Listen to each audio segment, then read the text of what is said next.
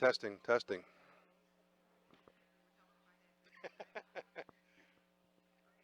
Testing, testing.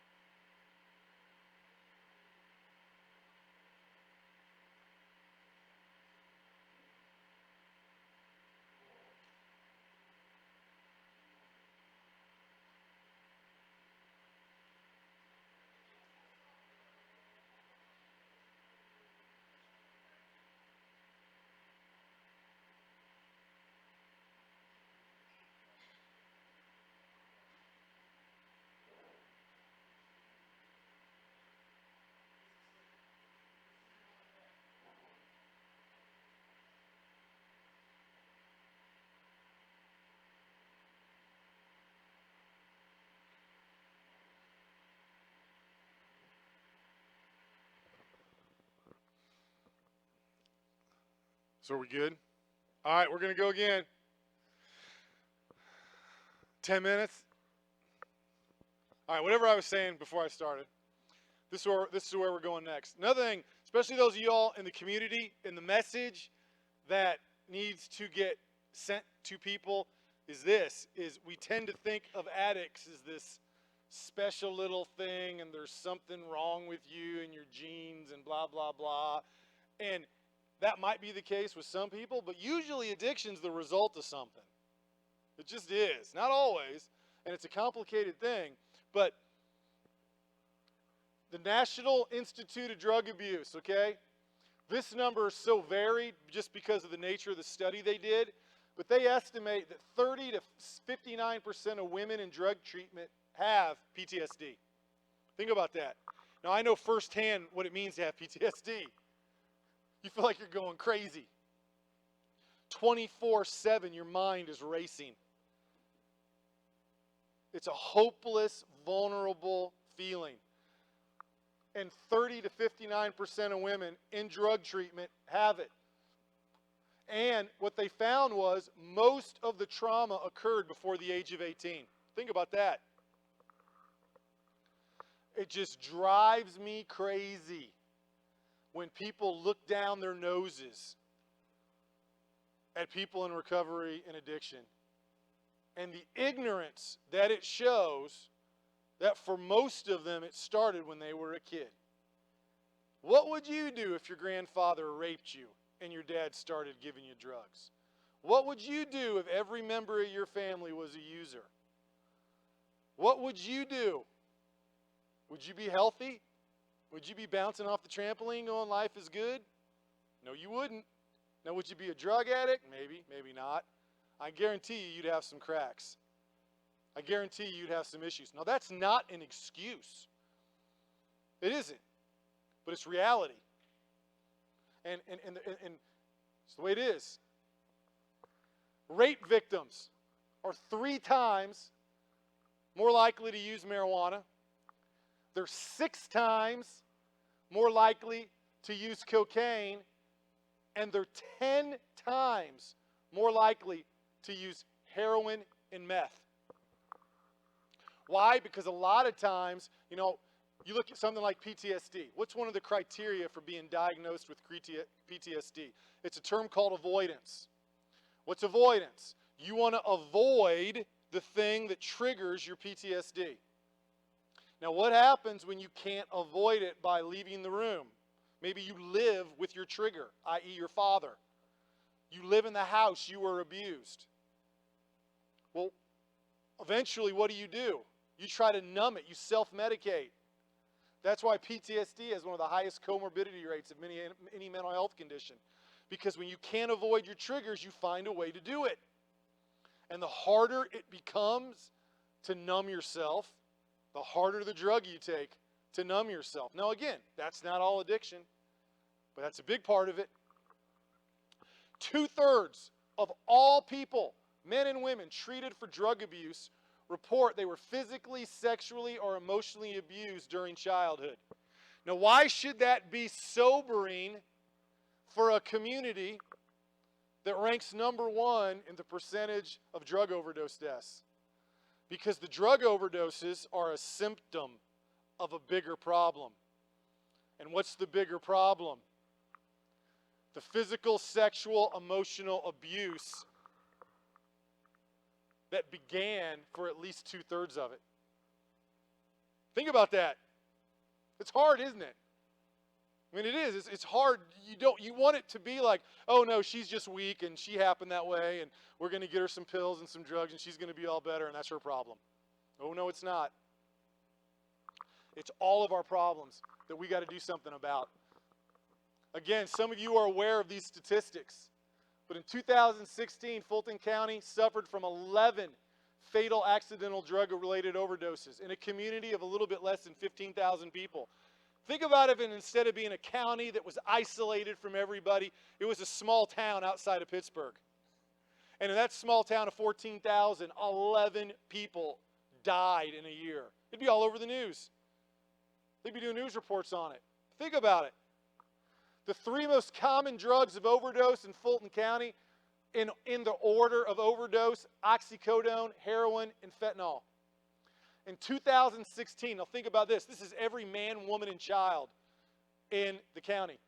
In 2016, there were 12 hydrocodone pills prescribed per person and 16.9 oxycodone pills prescribed per person in Fulton County. Every man, woman, and child. There were so many pills prescribed overall. You could have given every single person in the county that many pills. And then lastly, Fulton County has the highest overdose rate in the state of Pennsylvania, according to the University of Pittsburgh. I think it was School of Pharmacy. So it really does lead to the question, what are we going to do about it? That's why it was cool to be here today. Those of you in recovery, how many of you have had a hard time finding a job at times because you're in recovery and a former addict? Anybody? It can be hard, isn't it? Because of the stigma. Okay? Well, the meeting today was about that. It was about getting companies and businesses to understand that people in recovery actually can make great employees. They can be your most loyal employees. They can be your hardest working. Okay? It's a beginning to confront this problem. Now, and again, this is the unfortunate part. This is why this is so hard. Mostly everybody in this room either deals with addiction in recovery or you're in recovery. And really, I wish everybody else was here. Because here's why everybody else is not empathetic. Because they don't want to admit their own problems. It's too easy to point the finger at you and go, you're the problem. That's easy. It's hard to look in the mirror and go, what's causing this? These statistics are all from like the National Institute of Mental Illness, okay? None of these are crank reports. And this is the general population. So who knows what it's like in Fulton County where you have these drug problems. But this is everybody. This isn't addicts. This isn't veterans. This is just you take the general population. 25% of all adults had a mental illness the previous year. 1 out of 4. Think about it. 1 out of 4. Lifetime prevalence of mental illness is 50%. 1 out of 2. Up to 1 in 11 people are clinically depressed at any given moment. Clinically depressed means you don't want to get out of bed. You're paralyzed by your depression. 11% of Americans 12 or older take prescribed antidepressants. And then here's the big one. Last year, in 2016, which is interesting because that was the same year you had overdoses, 38% of all Americans were prescribed a painkiller. So when you see someone in the community and they're looking down their nose at you, you remember 4 out of 10 of them are using it too. They just got it, in their medicine closet and the doc gave it to them and they're not telling anybody. Think about it, 4 out of 10 people. It's mind-blowing. Here's another one. Again, I talked about how trauma as a kid leads to drug use. 1 in 4 girls and 1 in 6 boys are sexually assaulted before the age of 18. 1 in 4 girls. That's just, again, it's mind-blowing. And we act like it doesn't exist. We act like it's not going to have impact on other things until there's a problem. 1 in 5 women will be raped in their lifetime. 15 to 20% of vets from all eras have PTSD in a year. 6.8% of all people have PTSD in their lifetime. Suicide every 13 minutes. 22 vets a day kill themselves. And here's the big one. Malaise kills people. And if someone were to ask me, when is the drug problem going to get better in Fulton County? My guess would be 2 things are going to happen. Either people find a new way to numb their pain, which doesn't kill them as much, or the community itself is going to get healthier. Because these last 2 statistics are everybody. According to Gallup, #1 polling organization in the country, 70% of people hate their jobs or completely disengaged at work. And 70% of people have financial problems. So think about it. Whether it's McConnellsburg or Pittsburgh or wherever it is, 70% of the people driving down the road today either hate their jobs or so beyond hating it, they're just like, I don't want to be here. Which means 70% of people spend, an hour or so getting ready for work, going to work. They go to work. They spend an hour to unwind, come home for work. They sleep. 70% of people are either unconscious or doing something they hate 16, 18 hours a day. Is it any wonder we don't take care of each other? When I hate my life, when I don't like where I live, when I don't like my job, the healthy thing to do is to change, to do something about it. The unhealthy thing to do is to feel better about yourself and point your fingers at people. And that's what we do. That's what we do. Numbers don't lie. I see it all the time when I do this. You wouldn't believe the people that on outward appearances, they seem like they got everything together. And then you start talking to them, and the last thing they ever expected was for me to take them through this, and then they're breaking down in the back of the room. That's why we got a lot to learn from you in recovery. That's why I love being around people in recovery, because you've had to admit you can't do it. You've had to admit you're broken. You've had to admit I need help. You've had to be honest. When does someone in recovery get out of recovery? They quit being honest. They start lying. They start living like everybody else. And because your demons got the best of you, it comes back and it gets you. But it's everybody. And see, if McConnellsburg, if Fulton County understood that these overdoses are not the problem, they're the symptom of the problem, which is the community, which is filled with people like everywhere who have issues in life, who are struggling, and is not addressing them. They don't do it. You're on an island. You're relying on saints like Liz, but Mother Teresa didn't save everybody. We need a community to do something about this. Now, another thing that's important is, what do we tend to do with mental health? What do we tend to do with addiction? What do people in the community tend to do? Well, let mental health take care of it. Let the addiction people take care of it. Let whomever. But it's not that way. Mental health is not just therapy. And you know who's the first person that will tell you that? Is a mental health professional.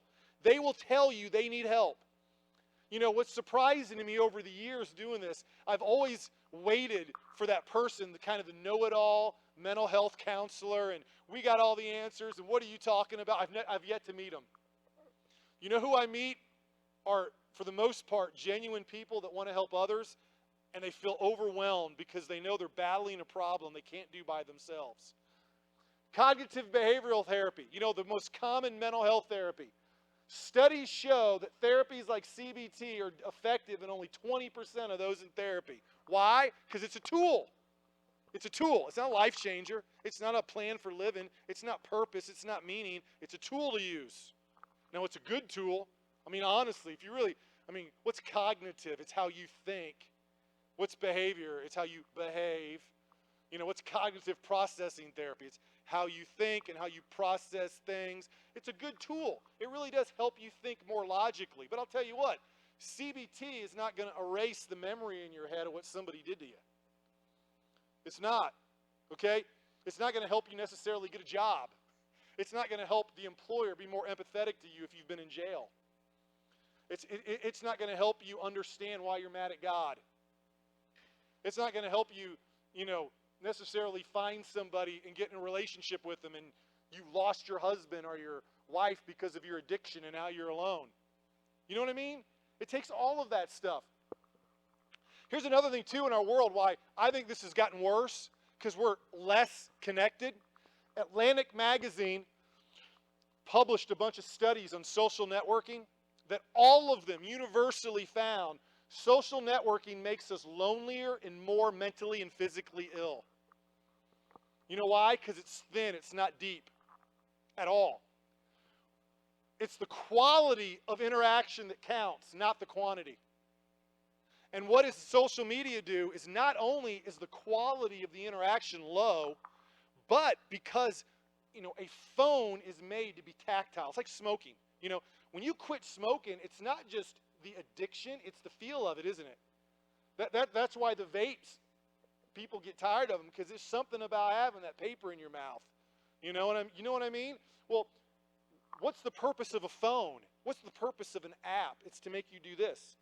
So not only do they leave you unfulfilled, but they make you avoid this. And the result is we are lonelier. We are less connected. It makes it harder. Now, there's a lot of ways to say this, but I think one thing also people need to understand, communities need to understand, that at the end of the day, any trauma, any addiction, any depression, at the end of the rabbit hole, at the end of the trail, as a young lady said today at the art show, when you're in that dark hole, at the end of the day, it becomes, at its worst, what is proverbially called the existential crisis. Now, what's an existential crisis? It's where you question the very foundations of life. Does it have any meaning? Does it have any purpose? Does it have any value? Suicide is an answer to that. Life is meaningless. Death is going to be better. You're answering that question. And your answer is life doesn't have any meaning. The only meaning, purpose, and value life has is pain, addiction, despair, lights out. It's the dark danger of a consumer society. You don't find meaning and purpose in consuming. You find meaning and purpose in relationship. You find meaning and purpose in creating things. That's why so many people who've been in recovery help other people. Because where do you find real community? It's when you reach out to somebody and you listen to them and you talk to them and you help them. When you start a business, when you create art, when you write a song. But in a consumer society where it's this, you're never satisfied. Somebody else always has more. It's not about the relationship. It's about what can I get out of it. And it's not just an individual, it's a community. Someone said it back there. I asked a couple people, and I said, from your point of view as someone who's in recovery, what's the issue here? You know what they said? There's nothing to do. That's a true statement. You know what you guys should do? Make your park better. Build a community center. Churches should do events for the kids. Have a festival in the middle of the summer if you don't already have one. If you have one, have another one. Give people things to do that are meaningful, that matter. Invite people in. Go out and knock on doors and say, hey, our church is having an ice cream social Friday night. Come. When's the last time you ever saw that flyer up? I can remember when I was a little kid and our freaking church had an ice cream social like 6 times a summer. But you know what? I loved it. Because I got big, cheap, melted ice cream and chocolate. And you saw everybody, and what kid doesn't want ice cream? And everybody from the neighborhood come. When's the last time we did that? You want to address the addiction problem? Have an ice cream social. That's what we need to do. And we don't do it anymore. Why? Because we don't have this community. We are in this consumer society. Now, clinically speaking, what's evidence of an existential crisis? Coming to that point where you're like, what's the point of life? Well, as you read down this, these could be the symptoms of anything. Addiction, depression, you name it. Major depressive disorder, major sleep deprivation, prolonged isolation. Again, it don't matter if it's PTSD, depression, anxiety, addiction. What happens when you're worse? You get isolated, don't you? Other than when you're out getting drugs or using, it's very, very worse. You feel isolated. Dissatisfaction with one's life, psychological trauma, sense of being alone and isolated. You start thinking about death. You think you have no purpose. There's no meaning to anything. You begin searching for purpose because you don't have it. You know, especially if you become an addict later in life, it totally shatters your sense of what you thought the world was like. And then one part of addiction that really hits an existential crisis hard, it gives you those moments of pleasure. It gives you those moments of feeling good. It tricks you into thinking it's filling that hole. One interesting thing when I do these groups at home, and now it's all heroin, there's always somebody in the group that on their own in some way says the same thing. That drug fills the hole. Now, not well, and it really doesn't, but that's what they thought it was doing. I was trying to fill the hole. Of course, you know how that is. You can't ever get enough of it, can you? You can't fill the hole with it. But that's what you're trying to do. Now, when you think you're having a bad day, when you leave here, you think you're having a bad day and you think you can't make it, I want you to think of Viktor Frankl. I would even do more than that. I would suggest you get this book called Man's Search for Meaning. It literally is the best book on psychology in our world of any book ever written. Viktor Frankl was a psychiatrist who was a Jew, and during World War II, him and his family got scooped up and taken to Auschwitz. And again, you think you're having a bad day? Him and his wife get taken off the train. She's pregnant with their what's going to be a baby boy. And as they go through the gates of Auschwitz, they go, you look like you can work. You go over there. You're a pregnant woman. You go over there. Within 10 minutes, she was stripped naked, put through the gas showers, and incinerated in an oven. He estimated when he was at Auschwitz, somebody died every hour, 24/7, for all the years he was in there. That he literally saw somebody die, on average, every hour of every single day. Think about that. Think about how angry you can get at life and hopeless.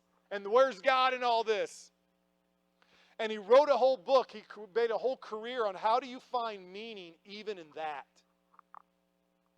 Amazing book. And basically what it came down to is even when that is when you can in some ways find the greatest meaning, because when everything's been taken from you, the only thing you can control is your attitude towards something. And here's where he found joy in a concentration camp in Auschwitz. One person would go, I got a little piece of bread, and this is all I got, and even though she's in front of me dying, I'm going to eat this bread because she's going to die anyway. And you're just waiting to die, getting any crumb you can. What Viktor Frankl would do would say, I'm going to give you half of my bread. And in that moment of giving her half of his bread, he knew he was doing something heroic. He knew he was caring about somebody. He found meaning. He found purpose. Somebody would die, and people would fight for the shoes. And usually the people that got the shoes off the dead person were the bullies.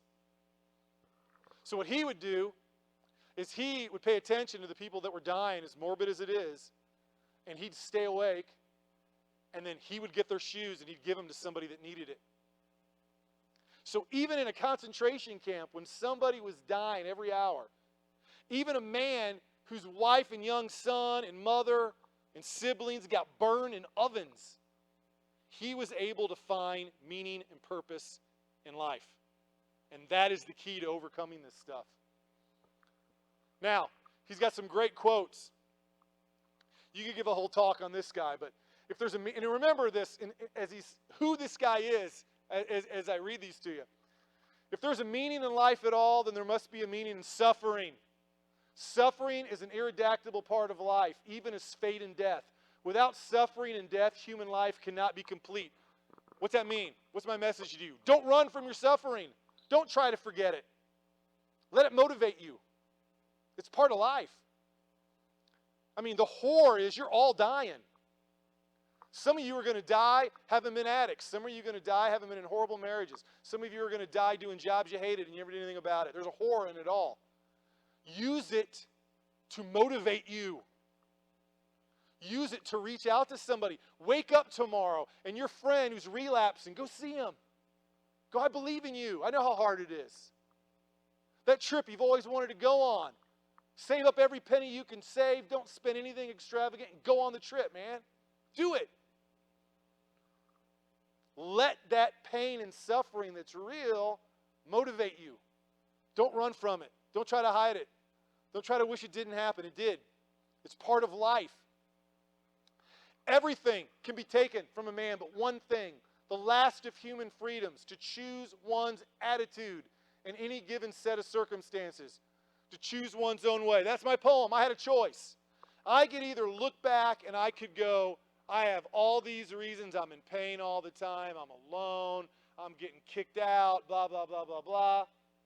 Or I could go, what do I have to lose to pick up that guitar? What do I have to lose to go on a trip? What do I have to lose to sell everything? Nothing.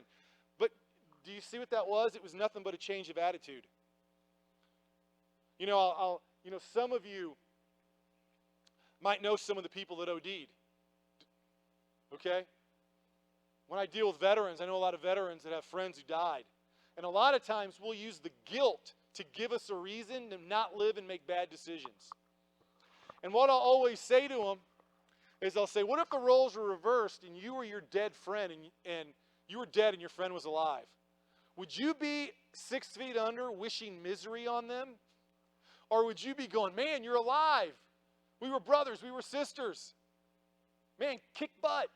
Go to Alaska. Go back to school. Do that job you always wanted to do.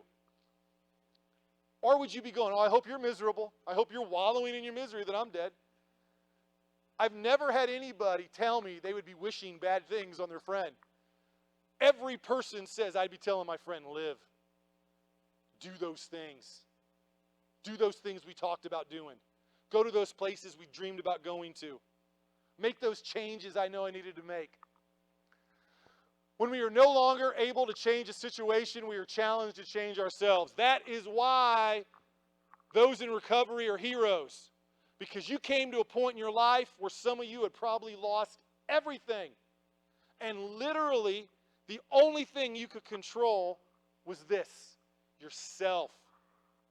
And when you've lost everything, it is hard to change and to move in another direction. That's why so few people make it through. But when you do, you've done probably the most heroic thing a human being can do. You've run out of excuses. You've run out of crutches. Okay? You've run out of all those things people use to numb themselves. And you've had to look in the mirror and go, I'm going to make a decision to change my attitude, to live differently, to make different choices, to do what the doctor tells me. Whatever it is. It's heroic. It should be exalted. It should be celebrated. It shouldn't be stigmatized. It shouldn't be looked down upon. You're the heroes. You can teach something to everyone who wants to change this community and doesn't. To the business leaders that want to get more business in here and they don't know anything about it. To the people that go, we need to make downtown look prettier. We need to build a nicer park. We need to get a gym. We need to get a YMCA, whatever. You should be an example to them about the strength and the courage it takes to truly change something. Now, the Ladder Up, which is kind of my sort of life skills program for the generic term, that I gave Liz some copies, and hopefully y'all are going to do some groups. It kind of takes somebody through the process of making that change. And the interesting thing is, it began not working with individuals, but it began with working with businesses and big organizations. And how do they change? And I based it upon what I needed to do to change my life.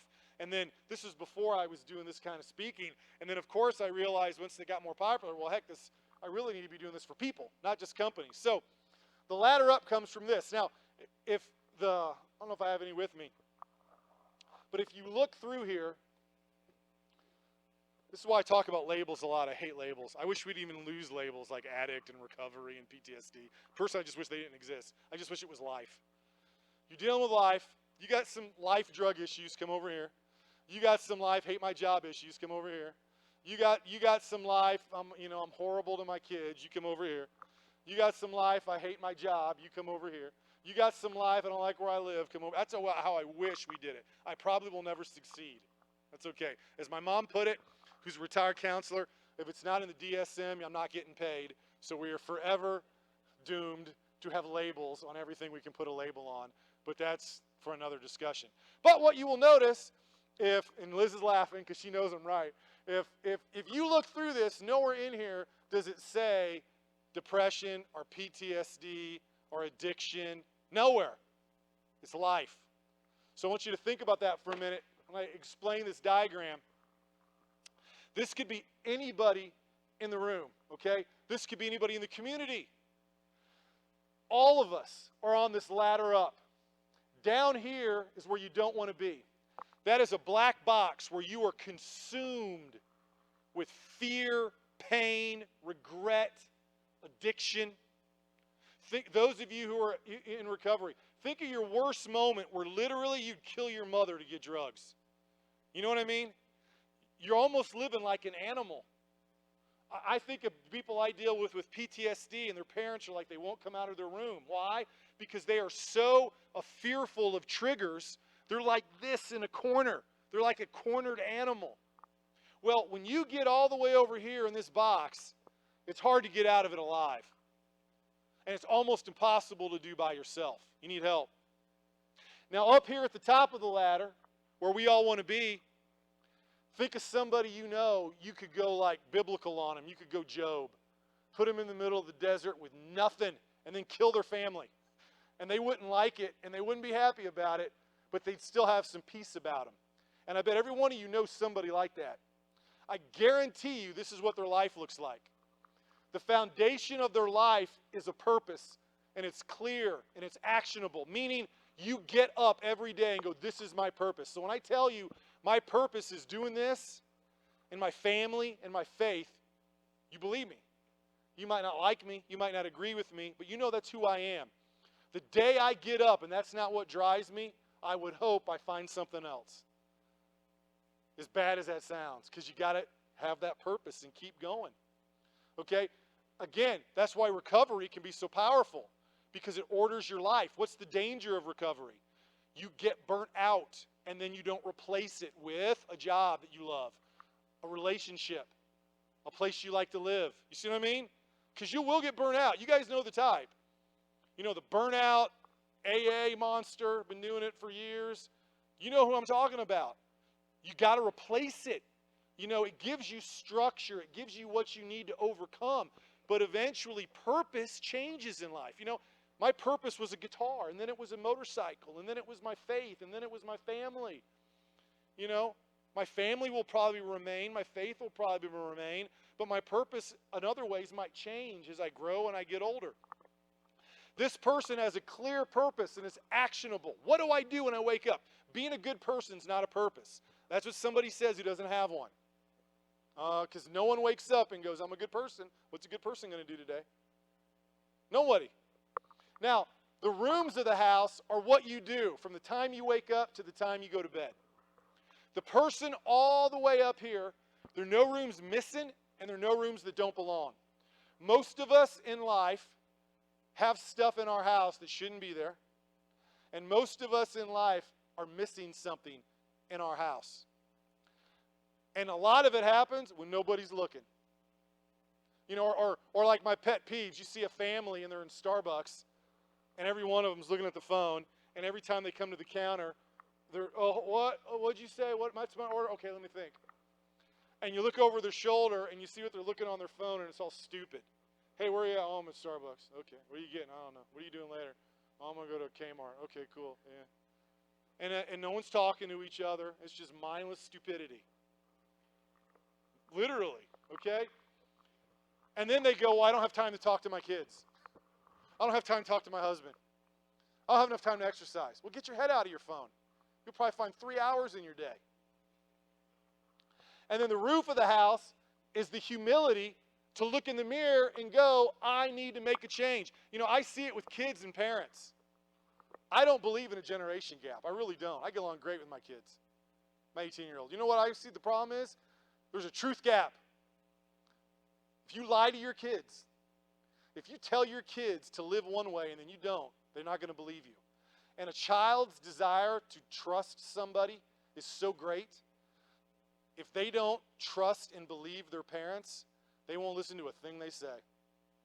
And then all of a sudden you're using excuses. Oh, generation gap. Oh, the young kids.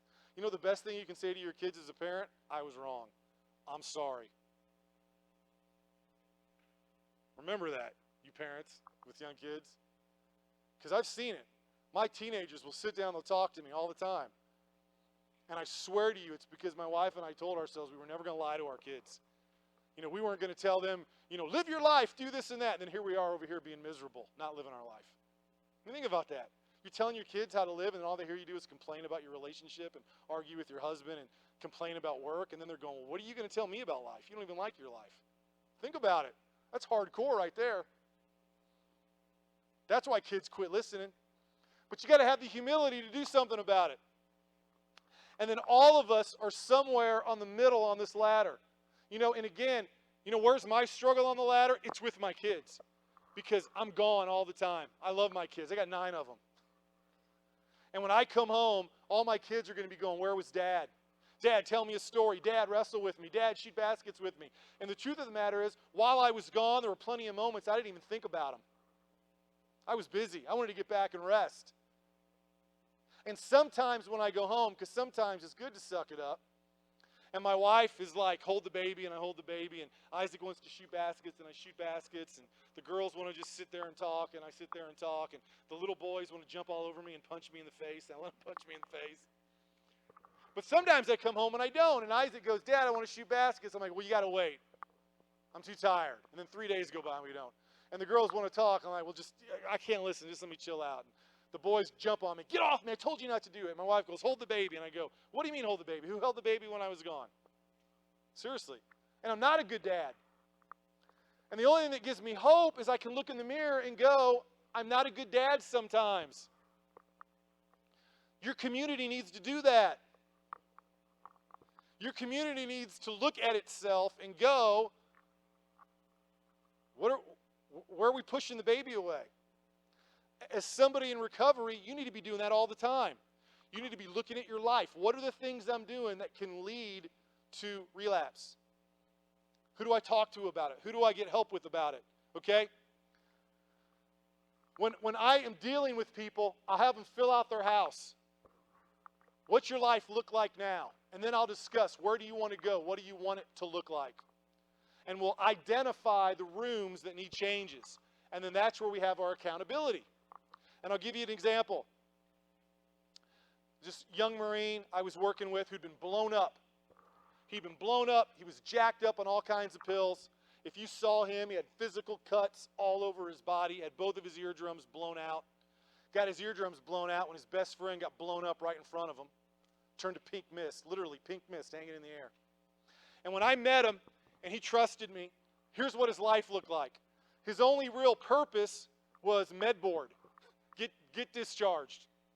And here's what he did every day. He got up and he took meds, and then he went to the doc, and then he took more meds, and then he went to therapy, then he ate something, then he took more meds, then he played video games, he got on the computer, repeat. And I told him visiting, I said, dude, you know where that's going to get you? You're going to do that to the day you get discharged, then you're going to go home to West Virginia where you're from, and life's going to suck for you. Hard. And he's looking at me like, oh, yeah. And I'm like, what are you going to do about it, bro? I'll be back in a month. And I was going to be back in a month.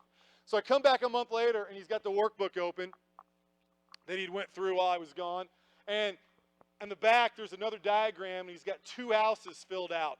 And one of them's the old one with medboard. And the new one, it's bass guitar. And he said, hey, man, you know, one thing I've always wanted to do was maybe try to be in a band and live in California. And I figured, you know, that'd be something to do. So I found this organization that has scholarships for disabled vets, and I got a new bass and new pedals and a new amp. And I found this guy in my old unit that plays the guitar, and I found this other guy that plays the guitar. I found another guy that plays the drums, and we got our first gig at Base Housing.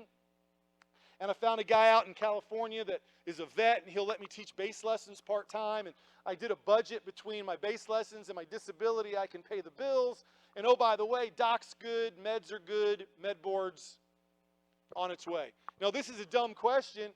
Which of those houses is going to get him what he wants? The second.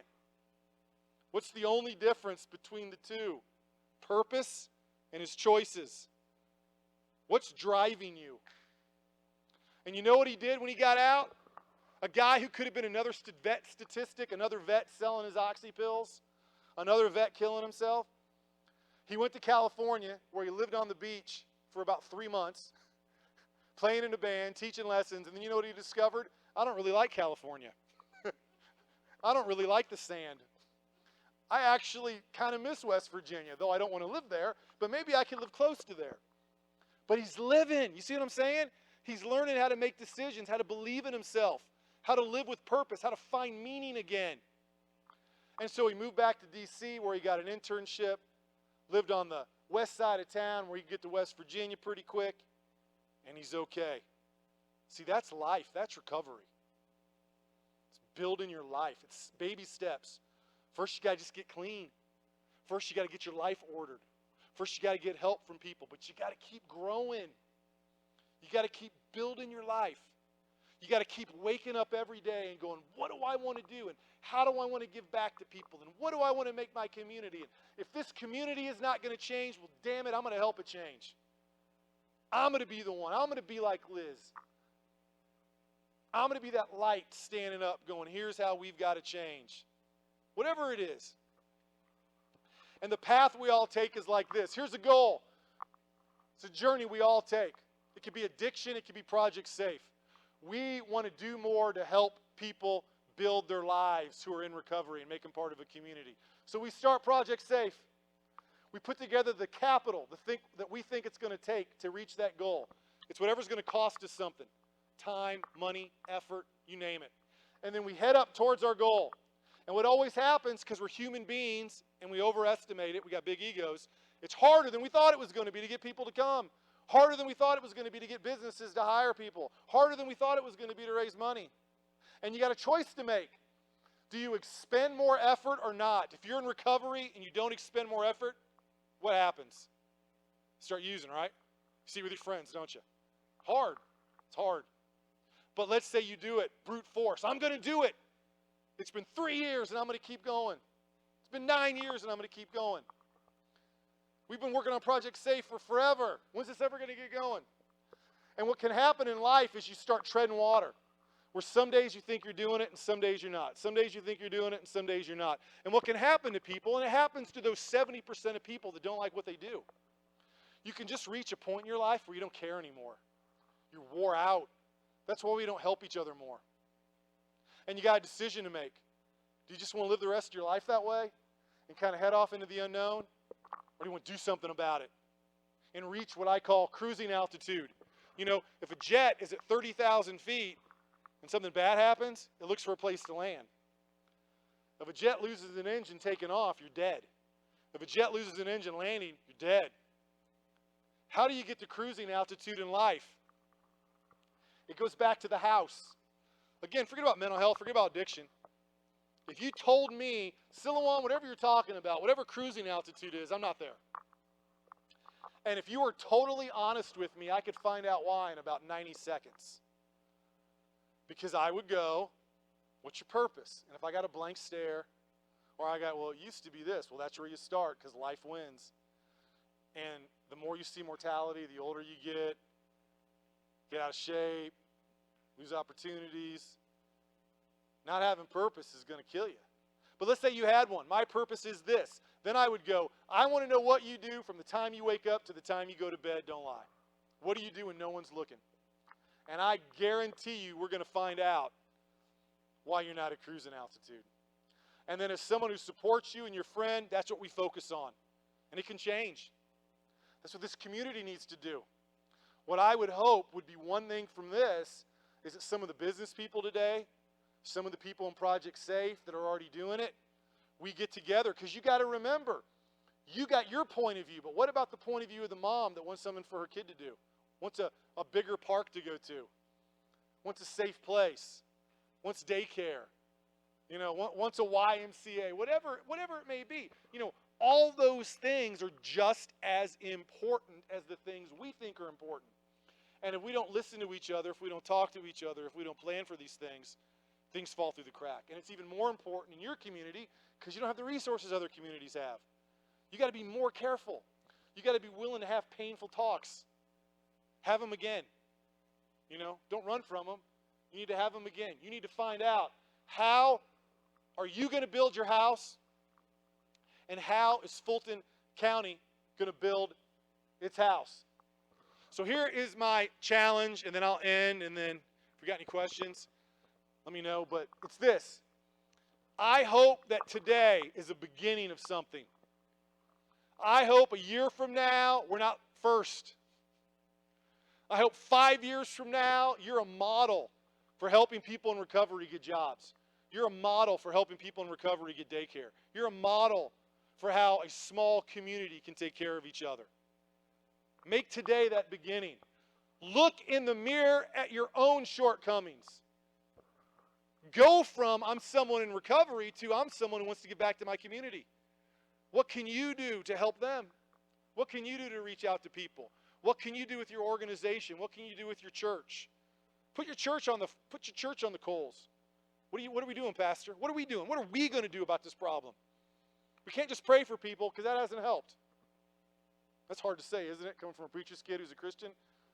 I guarantee a lot of these churches were praying in 2016, weren't they? God wants us to act. Okay?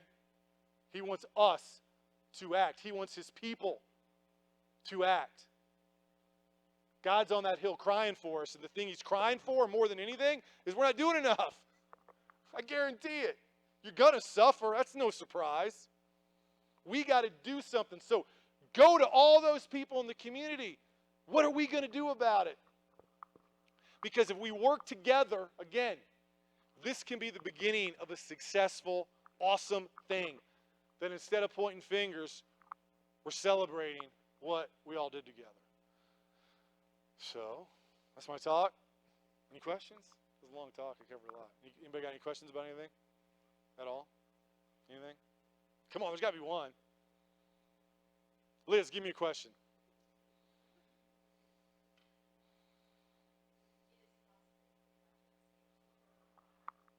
Sweet.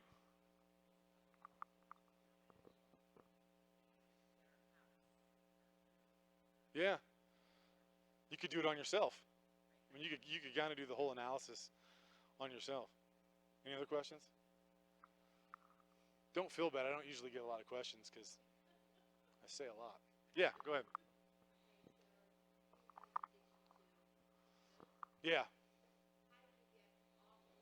You do not want to follow my example. I got on a motorcycle. I took off. I never took another pill. But it's different for everybody.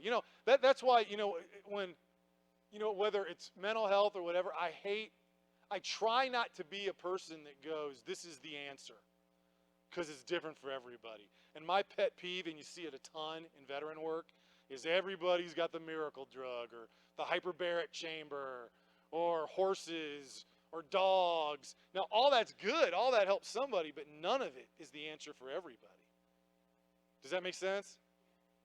And what I, to me, the answer is you got to find your answer. It's interesting. There's only one real, fairly hardcore study ever done of AA, And it didn't prove anything negative about AA, but it proved something that's kind of obvious when you think about it. And it was this court in the late 60s, and they were trying to figure out what's the best way to treat people with alcohol problems. And again, back then we didn't know what we know now, and things weren't as developed, but it's still a good lesson. And so they took like 100 people coming in for various alcohol offenses, and the first third, they said, I never want to see you again. If I see you again, I'm going to throw the book at you. Go to AA. And the second third, they went, I never want to see you again. If I see you again, I'm going to throw the book at you. And they sent them to whatever the clinical sort of treatment would be at the time. And the last third, they said, I never want to see you again. If I see you again, I'm going to throw the book at you. Go home.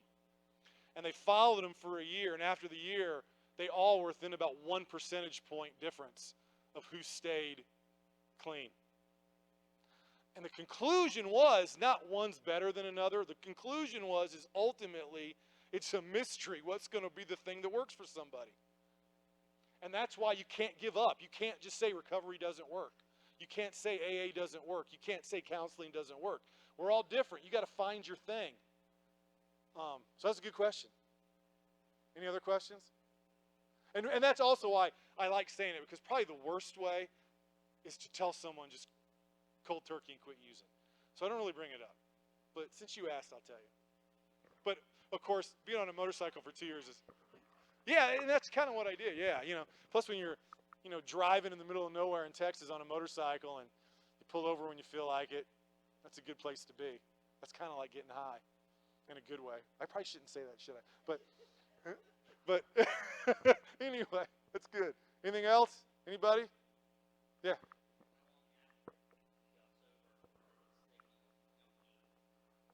Well, I got lucky. See, I got lucky there. That's one thing, because no one knew. Because, in the military, you leave and they whisked me away to the hospital. So most of my friends didn't even know what was going on. You know what I mean? And then when I came home, it wasn't you were using pills. It was you were in a jet crash and you broke your back. The stigma was really with me. It took me about 6 years to not feel like a loser. And I still have my moments I feel like a complete loser. I still have moments I wake up in the middle of the night and I feel like I'm a loser and somebody put a bullet in my head, and if you were there with a gun, I'd say pull the trigger. And the only thing that keeps me alive in those moments is my family, and I love what I do, and I love seeing you people, and the moment passes. You know what I mean? And if you felt that way, you're always going to feel that way a little. The key is you got to replace those moments with the other ones, You got to take all that you've learned and give yourself credit for the little stuff. I tell people, it might not sound like a big purpose. Playing the guitar saved my life. It wasn't my mom. It wasn't like, going to the church, even though church helped, don't get me wrong. It was a journey. But the thing that kept me from going, all right, put a bullet in my head was, oh my God, I can play a G and a D and a C chord together and it kind of sounds good. I'm not such crap that I thought I was. You know what I mean? So don't wait for the day it goes away. Just replace it. Own it. Anything else? Anybody? Anybody got a question? How about you? They ask questions. You got a question with the glasses? Closer to me. What's that? How about you, Holly? You got a question? Anybody? We don't have to. We're all sitting here. Anyway, I just like being with you. So, well, thank you. If you want to learn more about me, my website is just silouan.com, just my name.com. You got on the brochure. And I got videos you can look at. I got lots of free information.